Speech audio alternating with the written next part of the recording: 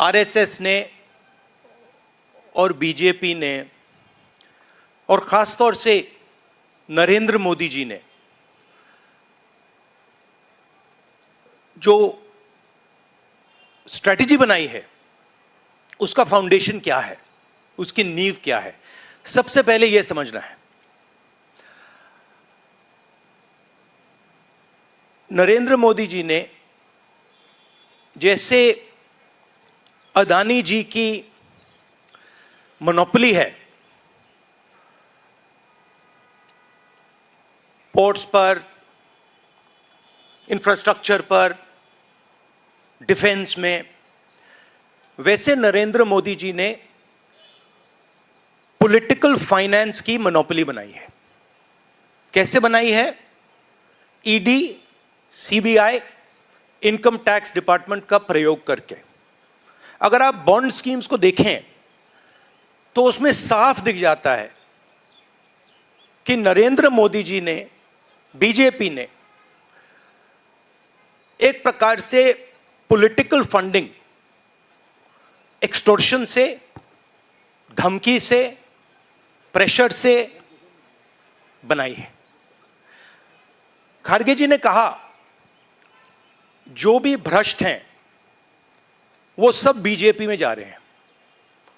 उसका कारण है क्योंकि नरेंद्र मोदी जी चाहते हैं कि पॉलिटिकल फाइनेंस की मोनोपोली उनके हाथों में हो।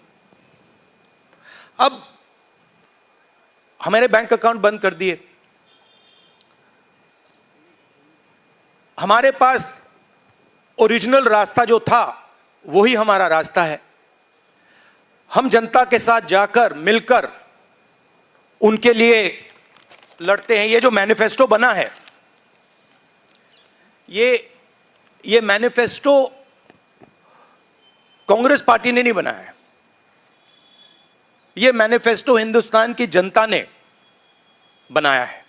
हमने सिर्फ इसको लिखा है, ठीक है? और हमने सिर्फ इसको लिखा है। जो किसानों ने हमें बताया, खारगे जी को बताया, मुझे बताया, बाकी नेताओं को बताया, वो हमने लिखा है। चाहे वो रोजगार की बात हो, चाहे वो कॉन्ट्रैक्ट लेबर की बात हो, हजारों लोगों से बात करके हमने ये हिंदुस्तान की आवाज है, ये लिखी है। मगर जो राजनीति में आज हो रहा है वो क्लियर है कि सब पार्टीज को नरेंद्र मोदी, ईडी, सीबीआई, इन इंस्टीट्यूशंस को कैप्चर करके फाइनेंशियली मोनोपोली बना रहे हैं अपनी।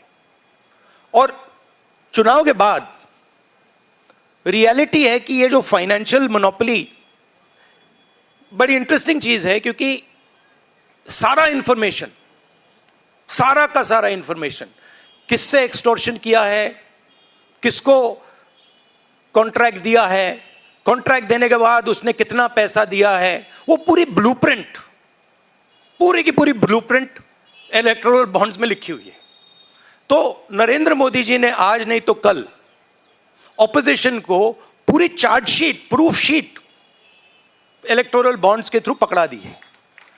तो इसीलिए थोड़ा टेरर हो रहा है उनको, इसीलिए नंबर निकला है 400 पार।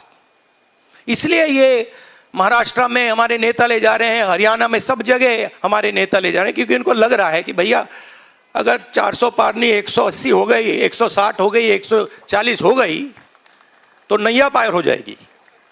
Thank you.